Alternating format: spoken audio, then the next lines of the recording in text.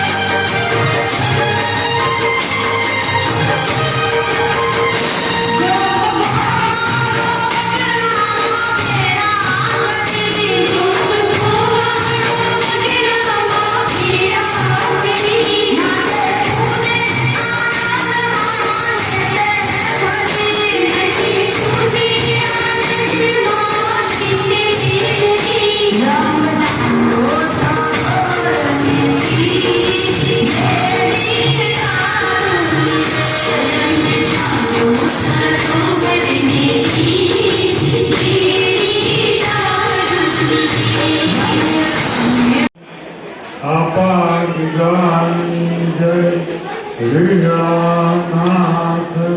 જય જય વિનાથ બાપાની જય જય જય સીતારામ ઓમ નમઃ પાર્વતી પતિ હર મહાદેવ શ્રી રામ જય રામ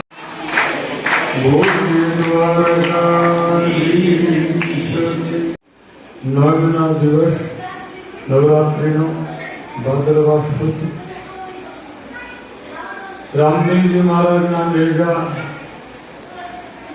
કોઈ ઘર ઘરાવ ચડાવતું હોય, કોઈ આશ્રમમાં ચડાવતું હોય, કોઈ મંદિરે ચડાવતું હોય, જે જેની માનતાઓ હોય, જે જેની શ્રદ્ધા હોય, એ તમામ લોકો પોતપોતાને રામાપીર બાપાને નેજા ચડાવી અને પોતે જે કાંઈ ફૂલને તો ફૂલની પાંખડી, થોડા ઘણા નિવેદ કે કાંઈ ખીર કે કાંઈ પણ વસ્તુ ધરતા.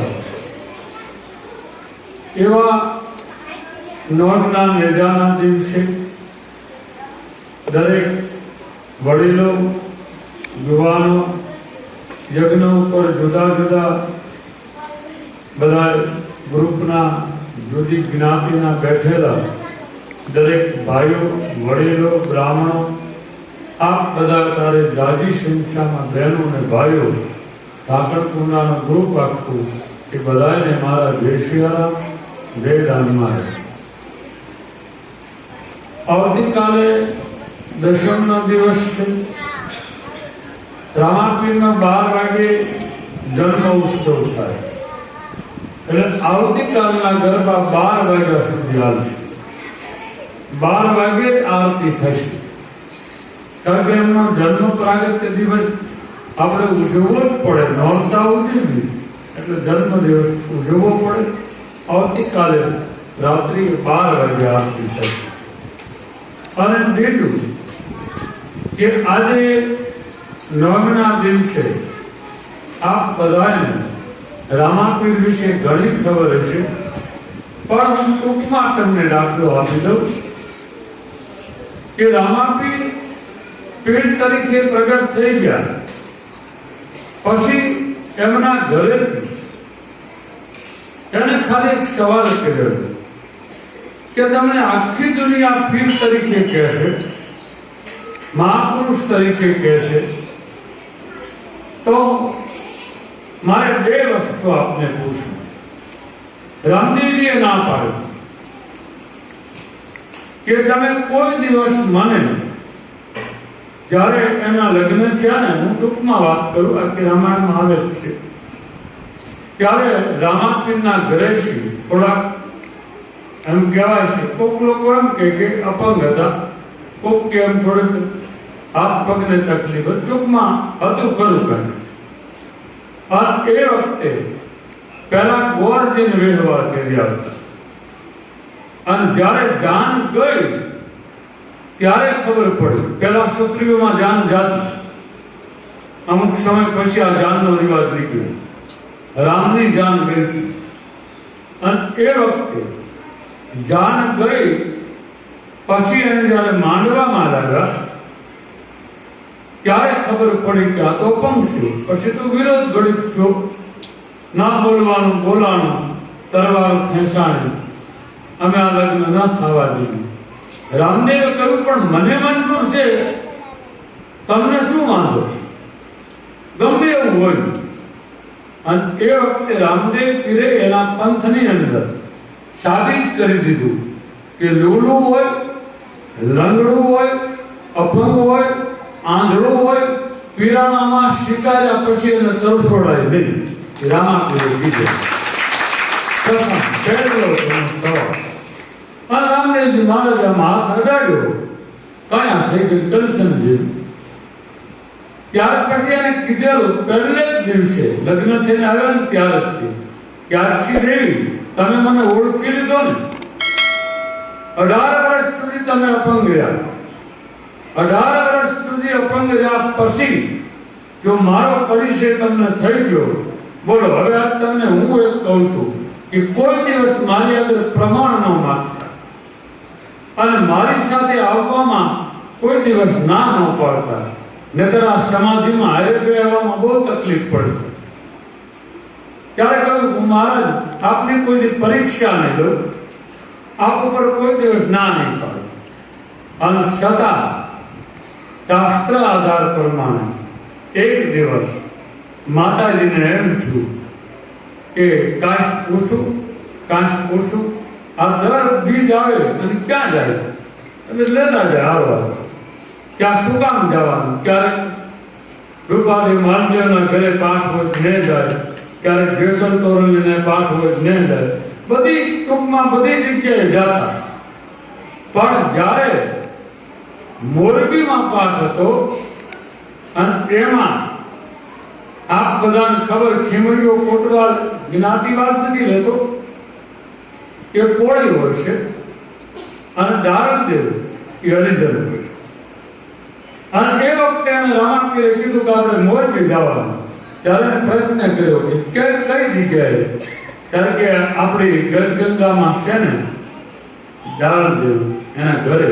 એટલે કીધું મહારાજ હું નહીં આવું, ચટમાં સોચમાં. પછી રામાપીર રસ્તામાં એમ કહેવાય કે ડાલીબાઈ મળે છે. એને કહ્યું બેટા મારી હારે તારે પાઠમાં આવું? કે બાપુ અમે તો હરિજન, તમારી હારે કેમ આવી? તો હું કહું ને જ્યાં તારા બાપને પૂછશે. અને એ વખતે એના બાપને પૂછ્યા છે. હા પાડે, હું ટૂંકમાં કહાની કહું. અને પછી પાઠમાં જાય તો બધી ગદગંગા હામું જોયું કે રામાપીરના પત્ની દર ખેલી આવે. હાલ તો નવું કોને જાય? જે જોડકા જતા હોય એમાં બધાને ખબર હોય કે આના ઘરના નવું ભળે એટલે કોઈ ન કે, કોઈ એકાબીજ કઈ ન કે રામાપીરને કેમ કેવું? કારણ કે એને બાપ સમાન માન્યા. એટલે રામાપીરે કીધું શંકા ન કરતા અમારા ઘરના એ કીધું કે આજે હું ના આવું.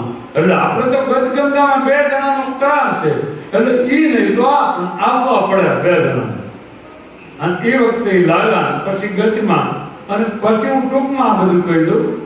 અને રામાપીરને જ્યારે 5મો મહિનો હોય ત્યારે માતાજી એમ પૂછેલું આમાં શું છે? એટલે રામદેવજી કહ્યું દીકરો કે એક દાણ બા એમ બોલવો જોઈએ. બા શબ્દ બોલાયો, રામાપીરે ના પાડે. અને એમ કહેવાય છે વળતેથી સમાધિ નક્કી કર્યું.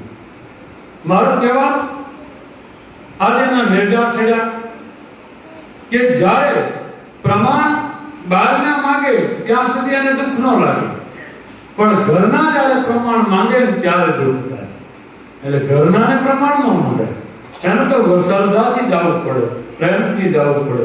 એવી રામાપીરની આપ બધાને ટૂંકમાં હું કહું કે આ કિરાણામાં કોઈ પણ વ્યક્તિ ભળે એમાં એવું નથી. મને ચિઠ્ઠી આવી છે કે બાપુ આમાં 2 માણસ જઈ શકે, તે હાવ એમનામ હોય એ જઈ શકે, તે વિધવા જઈ શકે.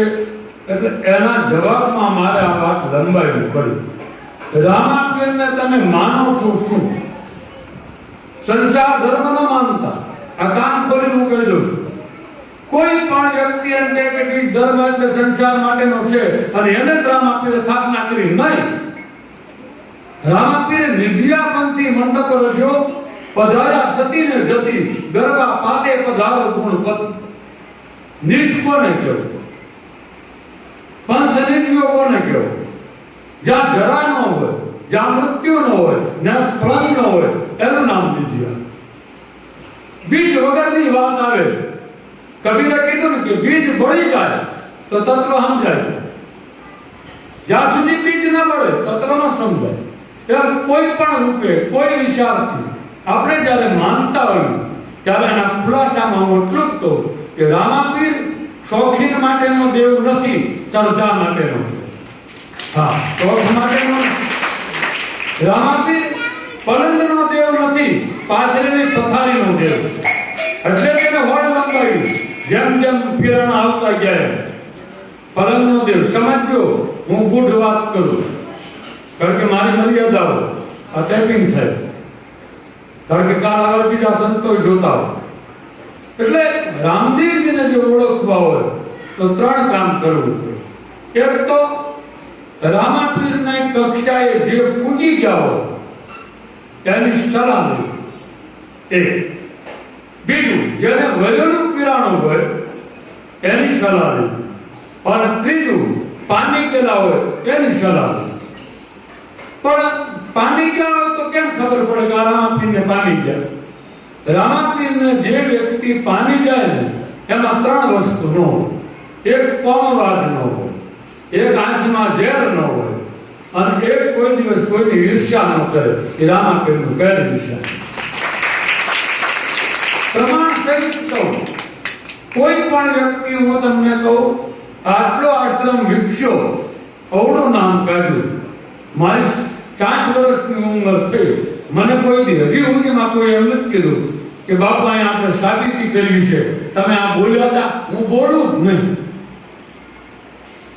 મારા ગુરુએ મને ઉપદેશ આપ્યો કે હાસ કબૂલાની વાત હોય ને એમાં કોઈ દી બોલવું. આદિત્ય એક બેન આવ્યા, મારે તમારું કામ છે. મેં કહ્યું શું કામ છે?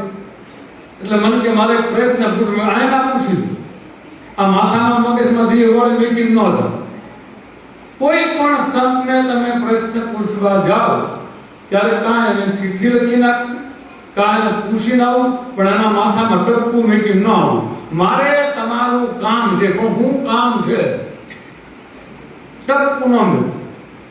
એમ શાસ્ત્ર સંમત જેને પીરાણું ભર્યું હોય એની ખાતરી શું? પાડે.